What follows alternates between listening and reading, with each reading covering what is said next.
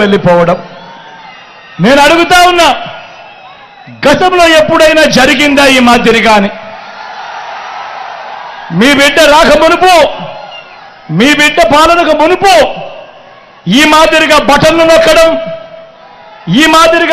నొక్కడం, నేరుగా నా అక్క చెల్లెమ్మల కుటుంబాల ఖాతాలోకే, వాళ్ళ చేతికే నేరుగా వెళ్ళిపోవడం గతంలో ఎప్పుడైనా జరిగిందా అన్నది ప్రతి ఒక్కరిని కూడా ఆలోచన చేయమని కోరుతా ఉన్నా మీ అందరితో కూడా. ఏకంగా గతంలో ఎప్పుడు చూడని విధంగా ఏకంగా 2,31,100 ప్రభుత్వ ఉద్యోగాలు మీ బిడ్డిచ్చింది 59 నెలల పాలనలో.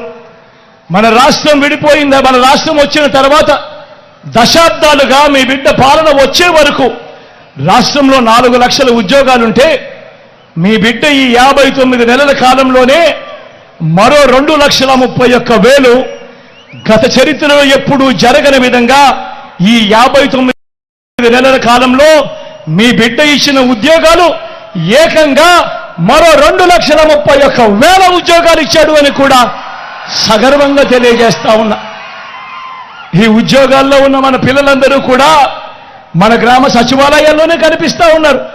మన చెల్లెమ్మలు, మన తమ్ముళ్ళు చిక్కటి చిరునవ్వులతో మీ అందరికీ కూడా సేవలు అందిస్తూ గ్రామ సచివాలయాల్లోనే 1,35,000 మంది పైసలకు కనిపిస్తా ఉన్నారు.